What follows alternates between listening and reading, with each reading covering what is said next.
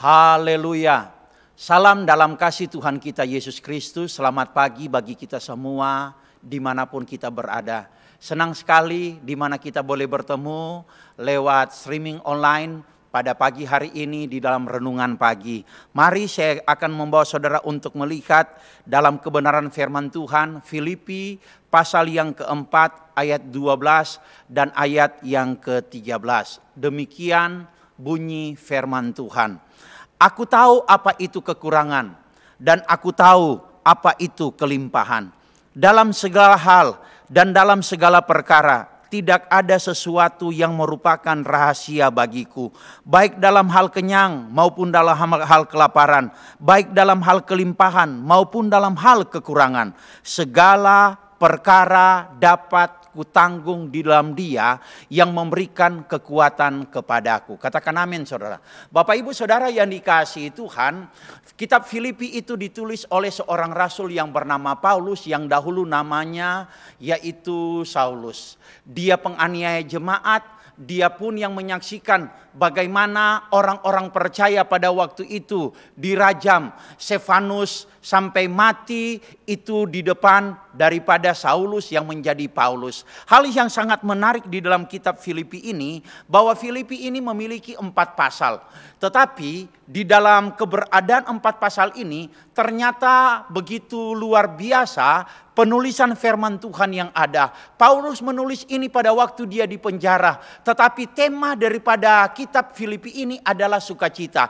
Kurang lebih 15 kali kata sukacita atau bersukacita ada di dalam kitab Filipi ini. Dan saudara yang dikasihi Tuhan, ayat pokok yang kita baca di dalam ayat yang ke-12 dan ayat yang ke-13 dalam kitab Filipi pasal yang keempat ini menuliskan di sini bahwa Paulus berkata, aku tahu apa itu kelimpahan, aku tahu apa itu kekurangan, aku tahu segala-galanya mengenai keberadaan kehidupan senang maupun susah. Tetapi dia berkata bahwa segala perkara dapat kutanggung di dalam Dia yang memberikan kekuatan kepadaku. Bapak Ibu, saya ingin katakan pagi hari ini, apapun yang sedang kita alami, apapun yang menjadi masalah, persoalan, kebutuhan, pergumulan, air mata kita, kalau kita bisa ada sampai saat ini, karena kita memiliki tangan Tuhan yang kuat, yang senantiasa menopang keberadaan kehidupan kita.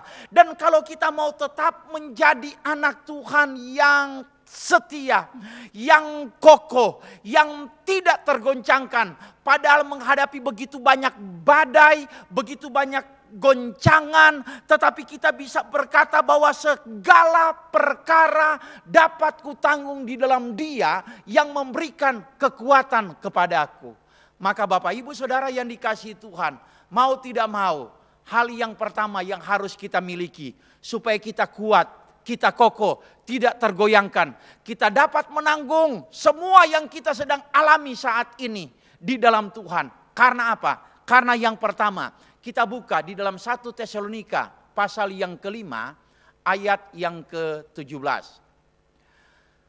Ayat ini berkata, tetaplah berdoa. Bapak Ibu, kita tahu bersama bahwa doa mendatangkan kekuatan. Doa mendatangkan kuasa Tuhan. Doa membuat di mana yang tidak mungkin menjadi mungkin. Doa di mana kita naikkan kepada Tuhan yang ada di sorga. Sehingga waktu kita berdoa, di mana pintu sorga dibukakan, berkat Tuhan dicurahkan. Doa di mana membuat di mana kita senantiasa mendapatkan ketenangan. Doa di mana membuat di mana ada kuasa Tuhan yang mengalir. Paulus dia berkata bahwa segala perkara dapat kutanggung di dalam Dia yang memberikan kekuatan kepadaku. Karena dia senantiasa hidup di dalam doa. Mari Bapak Ibu, di tengah-tengah kesukaran kesulitan yang sedang kita alami hari-hari ini, tetaplah berdoa. Banyak kita berdoa. Bapak Ibu ingat, dalam Injil Lukas pasal yang ke-18 ada seorang hakim yang lalim yang tidak takut kepada Tuhan. Tetapi ada seorang janda yang menuntut haknya, meminta pembelaan. Dan firman Tuhan berkata, apatah lagi Tuhan, apakah Dia tidak akan membenarkan orang-orang pilihannya yang senantiasa berseru siang dan malam kepada Tuhan. Itu sebabnya Bapak Ibu, biarlah kalau kita mau kuat, kita dapat menanggung segala perkara. Perbanyak doa di dalam hidup kita ini. Amin. Yang kedua, kita melihat di dalam kitab Mazmur 119. Mulai ayat yang ke-103. Mazmur 119 ayat yang ke-103. Betapa manisnya janjimu itu bagi langit-langitku, lebih daripada madu bagi mulutku. Aku beroleh pengertian, dan tita-titamu itulah sebabnya aku benci segala jalan dusta. Firman-Mu itu pelita bagi kakiku dan terang bagi jalanku. Katakan amin. Yang kedua, segala perkara dapat kutanggung di dalam Dia yang memberikan kekuatan kepadaku. Karena apa? Karena kita memiliki firman. Bapak Ibu, Injil Yohanes pasal yang pertama ayat yang pertama berkata bahwa pada mulanya adalah firman, dan firman itu adalah Allah.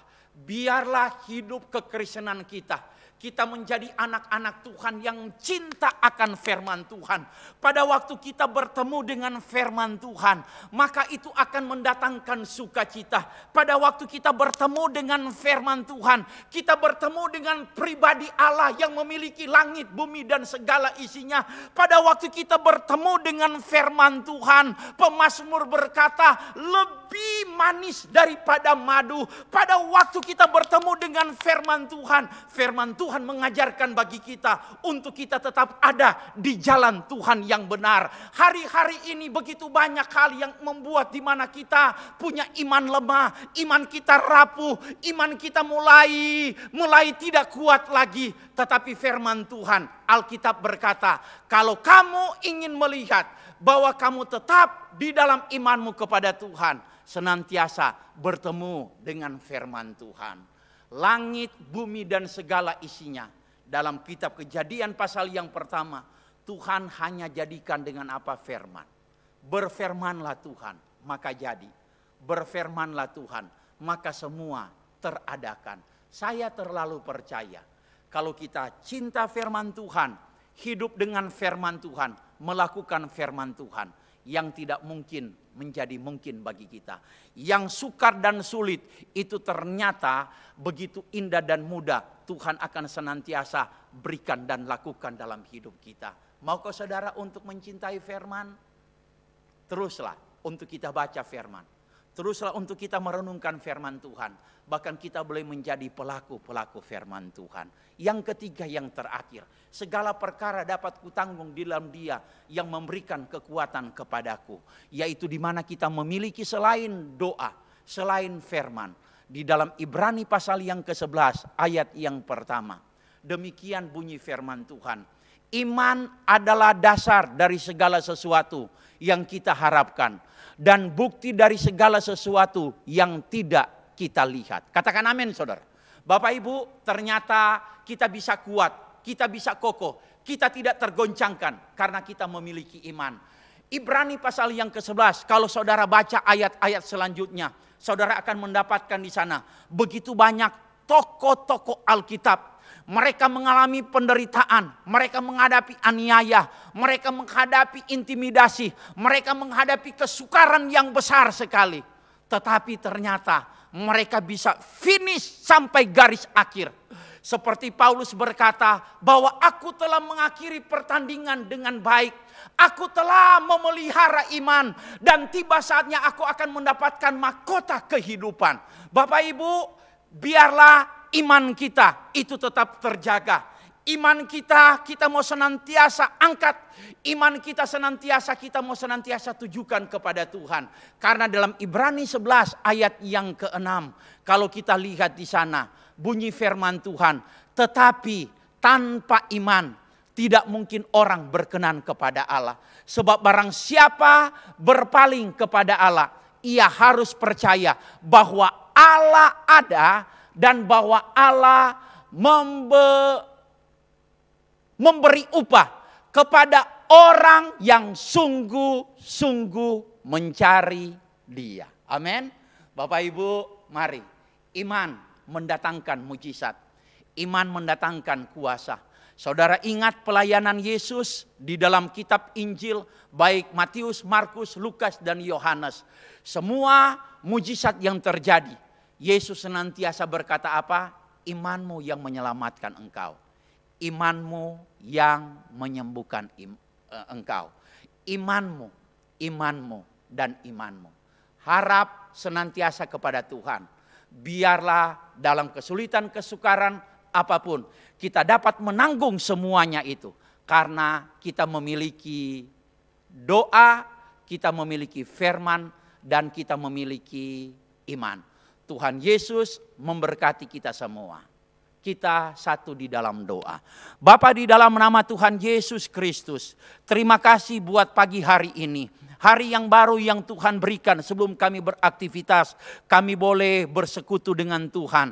Lewat kami mendengarkan firman Tuhan. Biarlah firman Tuhan ini boleh menjadi kekuatan bagi kami. Firman Tuhan ini boleh menjadi pegangan hidup kami. Agar kami tetap berjalan di jalan Tuhan. Dan kami percaya kalau Tuhan di pihak kami, siapakah yang menjadi lawan kami. Kami percaya kalau kami hidup di dalam Tuhan. Tuhan yang akan tolong kami, membela kami, bahkan ganti berperang bagi kami. Berkati perjalanan kehidupan kami di hari yang baru ini, menjadi aktivitas kami di hari ini ada Tuhan. Dan Tuhan akan membuat kami bahagia, senang, dan diberkati serta keselamatan kami peroleh. Kami berdoa bersyukur sambut hari baru ini di dalam berkat nama Tuhan Yesus Kristus. Haleluya. Amin. Puji Tuhan. Tuhan Yesus memberkati kita semua. Haleluya.